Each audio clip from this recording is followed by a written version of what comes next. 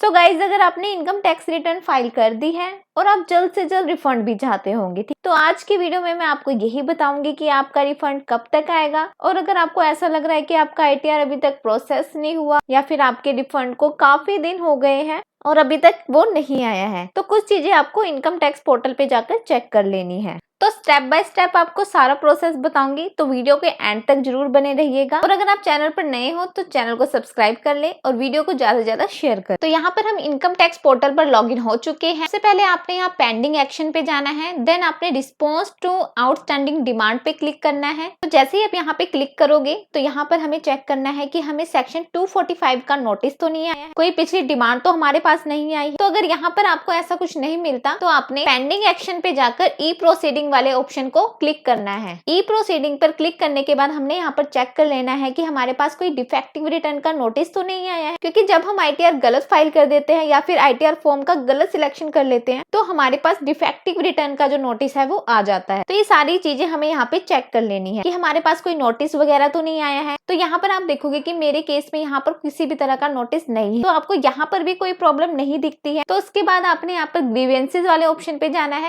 Then submit grievance पे click करना है। तो यहाँ पर आपको रेलेवेंट डिपार्टमेंट सिलेक्ट करना है, जो कि हम सीपीसी आईटीआर को सिलेक्ट करेंगे। देन उसके बाद यहाँ पर आपने कैटेगरी सिलेक्ट करनी है। कैटेगरी में आपने प्रोसेसिंग वाले ऑप्शन को सिलेक्ट करना है कि मेरी प्रोसेसिंग नहीं हो पा रही है। और अगर मान लीजिए आपकी प्रोसेसिंग हो गई है और रिफंड नहीं आया तो यहाँ पर आपने रिफंड वाली कैटेगरी को सिलेक्ट करना है। तो अभी हम यहाँ पर प्रोसेसिंग को सिलेक्ट करेंगे। उसके बाद आपने सब कैटेगरी में अदर प्रोसेसिंग वाले ऑप्शन को डाल देना है। देन आपने कंटिन्यू कर देना है। कंटिन्यू करने के बाद जो भी असेसमेंट ईयर है उसको सिलेक्ट करना है। जैसे कि असेसमेंट ईयर 25-26 है, उसको आपने सिंपली सिलेक्ट कर लेना है। देन यहाँ पे आपने ग्रीवेंस की डिस्क्रिप्शन डालनी है। तो यहाँ पर देखो आपको ना 2 लाइनों का डिस्क्रिप्शन देना है कि हमारी आईटीआर प्रोसेस नहीं हो पा रही है, और यहाँ पर आपने डेट दे देनी है कि कौन सी डेट को आपने जो है वो आईटीआर फाइल किया था, और उसका एक्नॉलेजमेंट नंबर वगैरह ये सारी डिटेल्स आपने यहाँ पर दे देनी है। और यहाँ पर आपको एक चीज याद रखनी है, सिर्फ 2 लाइन की डिटेल्स डालनी है, ज्यादा लंबा चौड़ी डिटेल्स यहाँ पे नहीं डालनी है। आपको यहाँ पर लेटर नहीं लिखनी है। देन उसके बाद नीचे की तरफ स्क्रॉल करोगे तो यहाँ पर आपको कुछ अटैचमेंट अपलोड करने के लिए बोला गया है, जो कि आपको नहीं करनी है। कोई भी अटैचमेंट आपको यहाँ पर अपलोड करने की जरूरत नहीं है। देन उसके बाद ये सब चीजें करने के बाद आपने सबमिट ग्रीवेंस कर देना है। सो गाइस, ग्रीवेंस सबमिट होने के 1-2 दिन के अंदर आपके पास रिप्लाई भी आ जाता है कि क्या प्रॉब्लम है, किस रीजन की वजह से आपकी आईटीआर प्रोसेसिंग नहीं हो पा रही है। और अगर प्रोसेसिंग हो गई है तो आपको उसी तरह से मैसेज आ जाएगा। और अगर आईटीआर में कोई दिक्कत है, कोई प्रॉब्लम है, कोई चीज आपने गलत दिखा दी तो वो भी आपको यहाँ पर बता देगा कि आपके आईटीआर में मिस्टेक्स हैं और आप अपनी आईटीआर को रिवर्स करिए। तो इस तरह से अगर आपकी आईटीआर प्रोसेसिंग नहीं हो पा रही या फिर रिफंड नहीं आ पा रहा है तो अपने पोर्टल पर जाकर ये सारी चीजें आप चेकआउट कर सकते हैं। और अगर इसके बाद भी आपको कोई दिक्कत नहीं दिखती है तो आप यहाँ पर ग्रीवेंस फाइल करके भी डिपार्टमेंट से पूछ सकते हैं। तो अभी तो आप इनकम टैक्स नोटिस से परेशान थे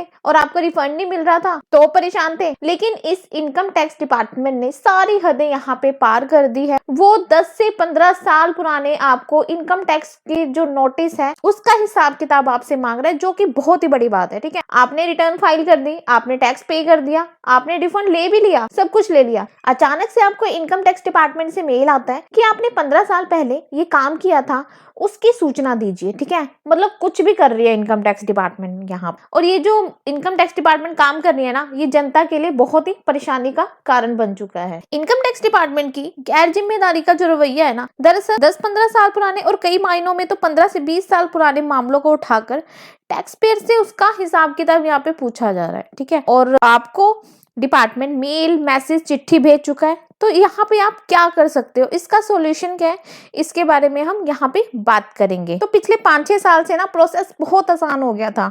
आपने आईटीआर फाइलिंग किया, रिफंड क्लेम किया और 2-3 दिन में जो रिफंड है वो आपके अकाउंट में आ गया, या फिर ज्यादा से ज्यादा 1 हफ्ते में जो रिफंड है वो आ जाता था। टैक्स पेयर इस चीज से बहुत खुश थे क्योंकि प्रोसेस बहुत ईजी था और जो नोटिस थे वो भी यहाँ पे बहुत ज्यादा नहीं आ रहे थे। और जो नोटिस थे उनको आते थे जिनके स्क्रूटनी के केसेस होते थे, हाई वैल्यू होते या टैक्स एवेजन होता था, पर छोटे मोटे केसेस में ये जो नोटिस थे वो नहीं आते थे। और इस बार क्या हो रहा है, लोगों को नोटिस आए हैं, उनको बहुत कम कर दिया गया है। इस बार क्या हो रहा है, लोगों को यहाँ पे नोटिस आ रहे हैं, उनको मेल आ रहे हैं और उनको कहा जा रहा है कि नोटिस का रिप्लाई करने को। जिन्होंने एटीजी में डोनेशन में डिडक्शन क्लेम किया है ना, उन सबको यहाँ पे कम्युनिकेशन दी गई है कि आप वेरीफाई करो और प्रॉपर्टी परचेज जिन्होंने की है उनको भी यहाँ पे कम्युनिकेशन आई है, ठीक है। और ये जो पुरानी डिमांड है ना जो वापस आ रही है, ये उस टाइम की डिमांड है जब मैनुअल प्रोसेस से हम लोग रिटर्न फाइल करते थे, मतलब कि लाइन में खड़े होकर रिटर्न फाइलें होती थी। और अब ये जो डिमांड्स है वो ऑनलाइन आपके पोर्टल पे दिख रही है। तो अब हम बात करेंगे कि जो आपको पुरानी नोटिस आ रहे हैं इसका सोल्यूशन क्या है। तो जिनको डिमांड नोटिस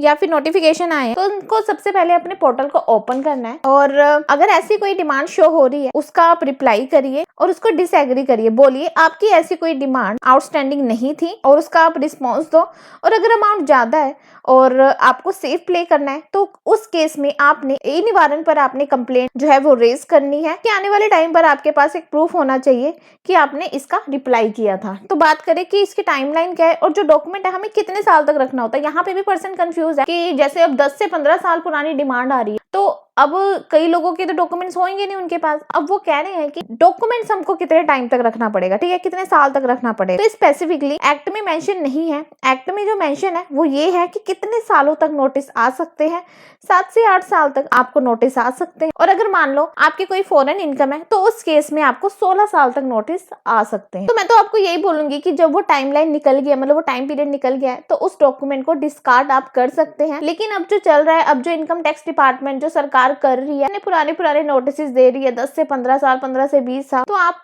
अपने जो डॉक्यूमेंट्स हैं, अपने जो प्रूफ है उसको डिजिटल फॉर्म में यहाँ पे रख लीजिए, जो कि एक सेफ जो है यहाँ पे माना जाएगा।